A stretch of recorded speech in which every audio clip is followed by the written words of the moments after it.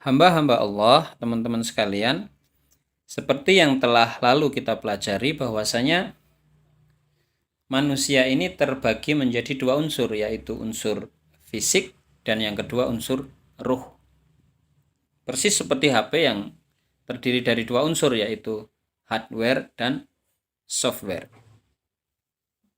Maka fisik manusia ini secara legal diciptakan hanya untuk menjadi ruangnya ruh manusia. Tetapi secara ilegal atau secara tidak legal, jin pun juga bisa masuk ke dalam fisiknya manusia. Sehingga yang ada di dalam fisik manusia ini ada dua makhluk gaib, yaitu ruh dan jin. Ya. Ibaratnya kalau dalam HP program utama dan virus. Ya. Virus itu yang masuk ke hardware secara ilegal. Nah, bangsa jin itu diciptakan oleh Allah, fitrahnya itu hidupnya di mana? Di lautan, di sungai, di gorong-gorong, di tempat-tempat kosong. Nah, sehingga bisa dikatakan hotel bintang 5-nya jin itu adalah berada di tubuh manusia. Maka jin ketika sudah masuk ke dalam tubuh manusia, itu bagi jin adalah sesuatu yang surprise, sesuatu yang sangat menyenangkan, sesuatu yang tidak ada duanya. Nah, pembahasan kita kali ini adalah bagaimana caranya jin itu masuk ke dalam tubuh manusia. Di sisi lain nanti kita akan membahas tentang bagaimana efek negatif jin itu ada dalam tubuh manusia. Jin masuk ke dalam tubuh manusia, yang pertama masuk ke manusia secara sengaja. Jadi manusia memang secara sadar memasukkan jin ke dalam tubuhnya.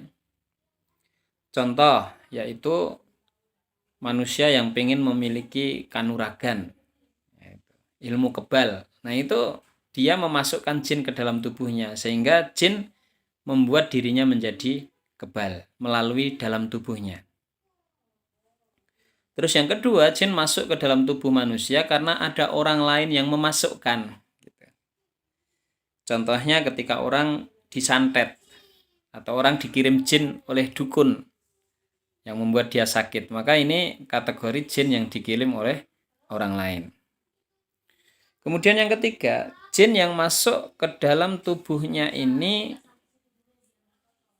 karena orangnya lalai.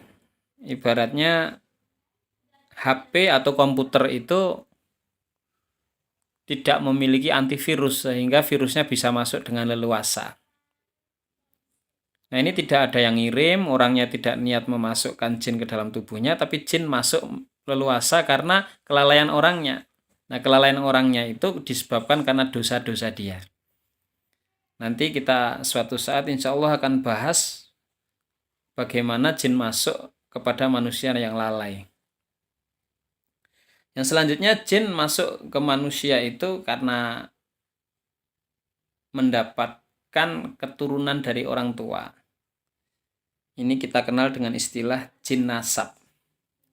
Jadi jin nasab itu adalah ketika dulu bapaknya atau kakeknya atau orang tua dari kakeknya itu dulu memiliki ilmu kanuragan, pasugian, atau dia itu dukun misalnya.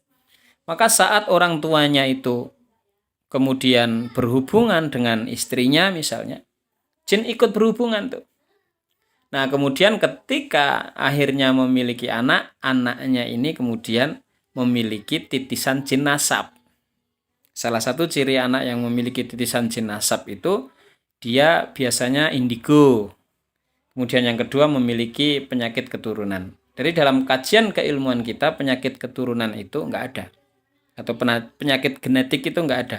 Yang ada adalah jin nasab yang menyebabkan penyakit. Jadi itu secara umum jin masuk ke manusia yang pertama karena sengaja, yang kedua karena dimasukkan orang lain, yang ketiga karena kelalaian manusia, dan yang keempat karena mendapatkan keturunan dari orang tua.